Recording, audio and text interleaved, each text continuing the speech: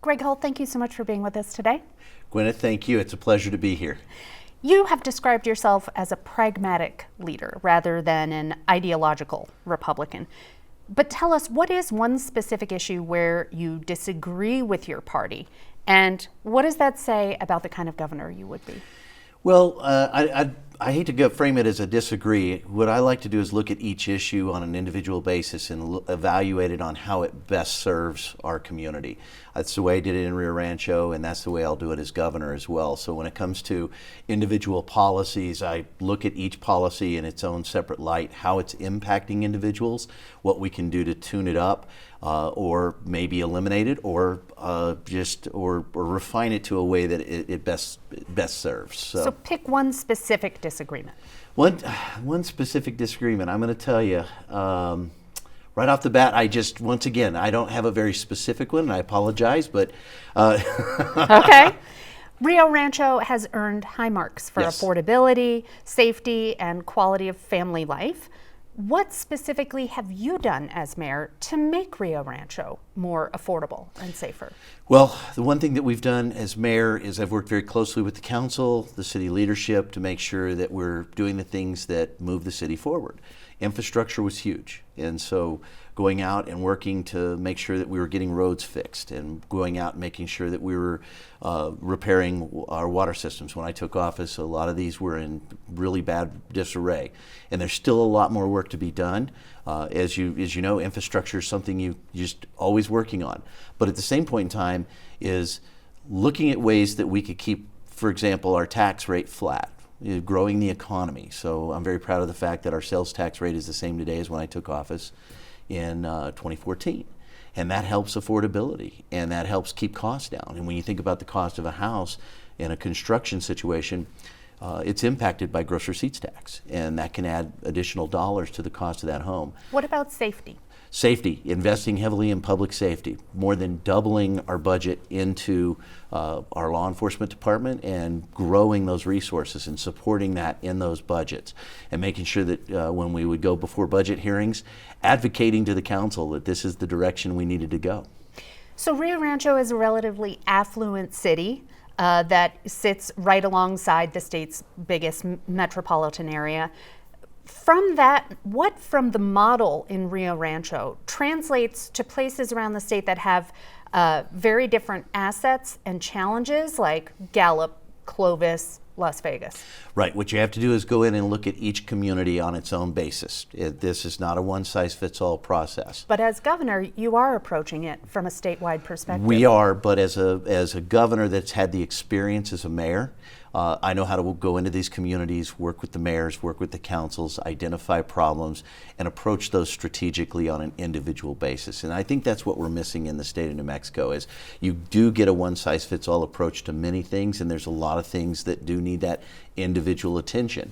And I think we can do that with communities looking for the things that they're looking for. And you are correct. Rio Rancho sits on the edge of Albuquerque, and we share a border with Albuquerque. But when I first took office, our median income was at about $52,000-53,000, and now it's up to around, I think, over 85. And that was due to the fact that we really created a community that people felt safe in. And the school district there is just outstanding. So a lot of people were coming there and moving to Rio Rancho. Years ago, it wasn't the community of choice. It was, it was a suburb of Albuquerque, but now it's completely kind of morphed and changed. So we'll work with communities on a local level. So what's one thing from your time there that you would apply statewide as governor? So statewide, I would take a statewide water approach where we work with the communities.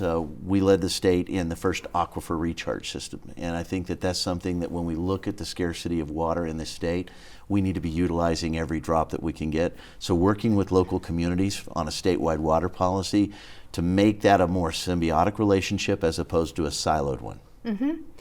Michelle Lujan Grisham and the legislature have used tax incentives and state investment to try to grow and diversify the economy. Your plan relies more on lowering barriers and letting the private sector lead.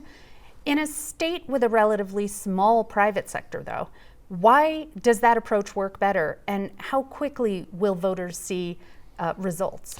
Well, number one, I think the regulatory barriers that a lot of companies face coming into the state are critical because it's an uphill battle sometimes getting companies to come here. And as a mayor, I've worked closely with site selectors and understanding what they're looking for when they come into the community, whether it's workforce needs, infrastructure, the different things that they're looking for that would make New Mexico a good fit. So yes, from a regulatory standpoint. Now, but we've also in Rio Rancho used tax incentives. We've used IRBs. We've used what we call PIDs and TIDs to incentivize development, to try to bring down costs, not only for the companies that are coming here, but for the people that are moving into the community.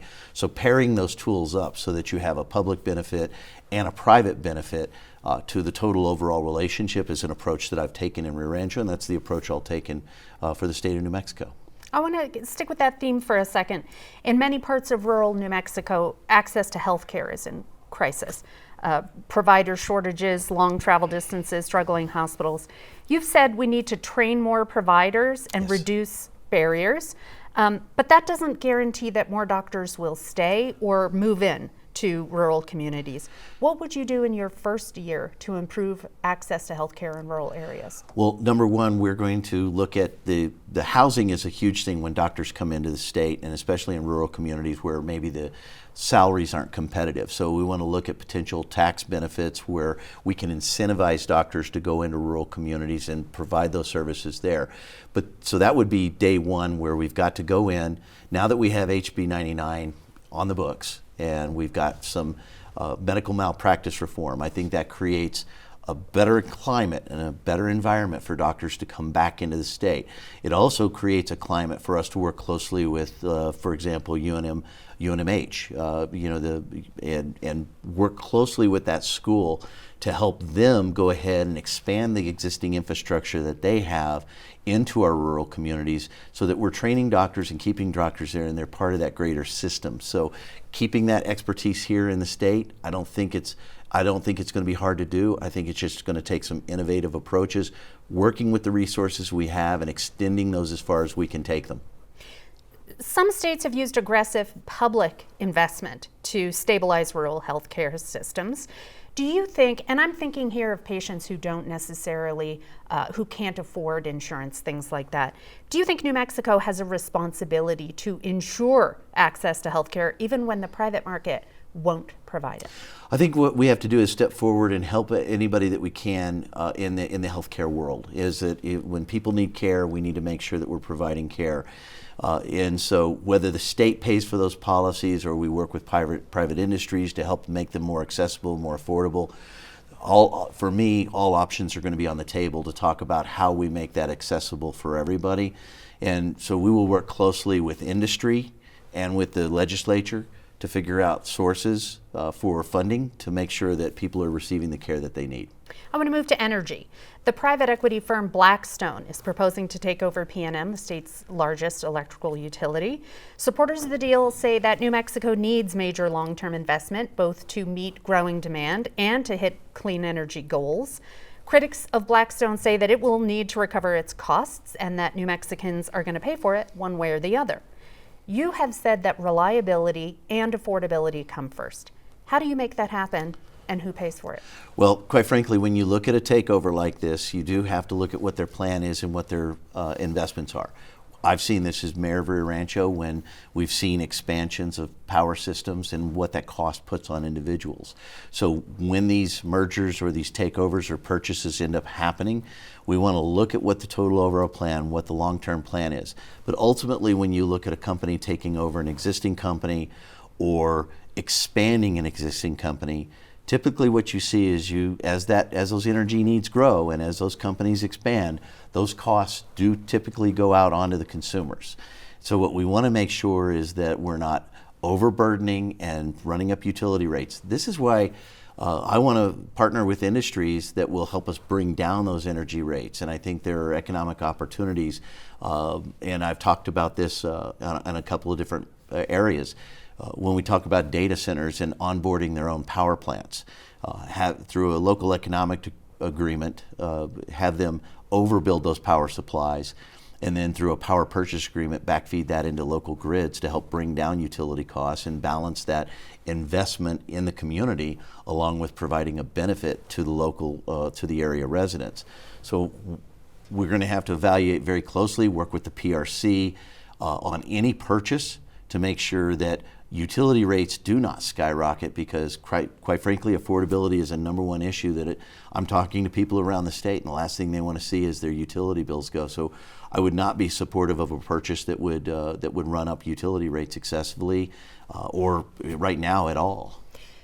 But don't they need to spend the money to make sure that our grid is functioning and that we're able to produce enough energy? Yes, they do. Yes, we do. And once again, that's going to happen whether you've got whether you have PNM that's doing it, that's expanding the grid, or Blackstone or any other company. So what guardrails can you put in place to protect those consumers? Well, we have to look at the investments they're making and making sure that that we have the consumers that are ready to take the power.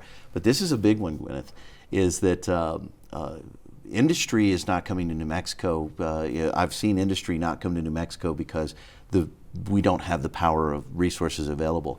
So we want to partner with those industries to bring that power in, but we can't put that on the backs of the ratepayers. Rio Rancho leaned Republican during much of your time as mayor. As governor, you'd be dealing with a Democratic legislature in a heavily Democratic state at this point. What experience do you have working across serious political differences?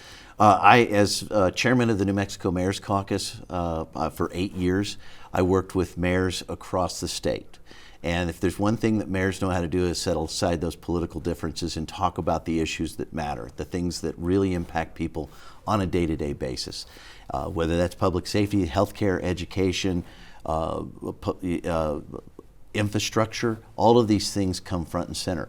And as a mayor, I've had to work with that legislature for the last 12 years, working to get certain bills passed, working to get certain bills stopped. And then I've had to work with governors from both party persuasions to try to make sure that what's happening in New Mexico benefited my city and the surrounding communities, to make sure that we were being recognized for the growth that we were having, and the fact that one of the things that I fought for was local autonomy, right? Is making sure that we had maximum local governance to do what I needed to do for the citizens of Rio Rancho. And that's the way I'll work. So I've had that experience. It has been largely in a nonpartisan world for me, and that means that I have to bring everybody to the table, whether it's Republican, Independent, Democrat, doesn't matter. A lot of us are focused on the very same things, and that's the way I'll take that to the Roundhouse. I want to talk about education. You sent your kids to public schools in New Mexico. Based on your family's experience, what are New Mexico public schools doing well, and where are they falling short? Well, I think that the public schools do well when it comes to, in my experience with 5 kids, is that we were very engaged parents. So working closely with the teachers, working closely with the schools, when you have engaged parents, I think that you get a little bit different result there. But where the schools, I think, are doing well is reaching out and trying to get those communications going with the parents. But at the same point in time, I think where we're not doing a good job is social promotion. It's a huge thing. Is that I know that one of my kids, we held them back for a year. And when I was a kid, I was held back for a year, and it didn't hurt me. And I think that if we have kids that are at the 3rd grade level and can't read at that 3rd grade level, we need to take a serious evaluation as to whether we should go ahead and move them on. Because I have seen as mayor and as a former employer, I ran a small business, a packing and shipping company for 12 years. And some of the kids that I hired did not have basic reading skills after they graduated high school. And I think that is a disservice to our children, and it doesn't get them on the right path to be successful. So is that something that you would push in your first year? Yes. Okay. Is there anything else that you think would make an immediate improvement in public school education? Immediate improvement, I think, is getting a PED secretary that's going to stay put for the term, 4 years, 8 years, stay put, build consistency, and start really working with the local districts to make sure that we understand the character and culture of the communities that they're serving, and really helping our PED, our school districts, work together to make sure that we're coming away with the results, not just graduating kids, but graduating kids that actually can read and can do, add and do math, And so, I mean, these are some critical skills. One of the things that I love that we've done in Rio Rancho, and it's one thing that I'm going to really lean into heavily, is career technical education, is putting kids on a path to a career through plumbers, pipe fitters, HVAC, electrical, framing, auto mechanics. All of these things are very good paying jobs, and they're great careers. And making sure that our kids have a choice. If they want to go to college and get a PhD, then great, let's help them do that. But if they want to get right into the workforce, let's give them some skills that they can come right out of high school and put to immediate use. Last question. You have largely avoided deeply criticizing President Trump during this campaign, and you've said your focus is on working with any administration. Yes. But President Trump has also publicly attacked Republican governors, members of Congress, and other Republicans who break with him. If you become governor, are there Trump policies or actions that you would openly disagree with? And where would you draw the line if you believed that New Mexico's interests require it? I'm going to always disagree with any administration or agree with any administration when I'm working in the best interests of what I want to try to accomplish in New Mexico. New Mexico is going to be my number one focus. And as I've said, as mayor, I've worked with two different administrations, governor administrations. I've worked with two different presidential administrations. We've had different federal delegations that have gone to D.C., and we've worked with them as well. I've worked very closely with our senators. But let me ask you this. If you were governor today, is there one issue that you think is so central to New Mexico's interests that you would be willing to break with Trump on it? I think the one thing that I would look at primarily, and this goes back to, once again, protecting New Mexico, is making sure that any policy that is enacted by the federal government does not adversely affect our communities here in New Mexico. We're at war with Iran right now, and gas is up pushing past $4 a gallon. Well, oil and gas is up right now, yes, correct. And so I would look at what can we do to enhance our ability to offset that through oil and gas production right here in the state of New Mexico, because we are one of the second largest producer in the country. And one of the things that we really need to look at is making sure that we have our internal opportunities so that the federal government's policies don't have such an immediate impact. Nothing you would break with Trump on? Well, I'm not saying that. I'm just saying right now, as far as policies. Medicaid, SNAP? Medicaid, we would fight to make sure that we have Medicaid in the state of New Mexico, and that's continuing to fund the individuals that need it. That's another program that I think that we have to look at.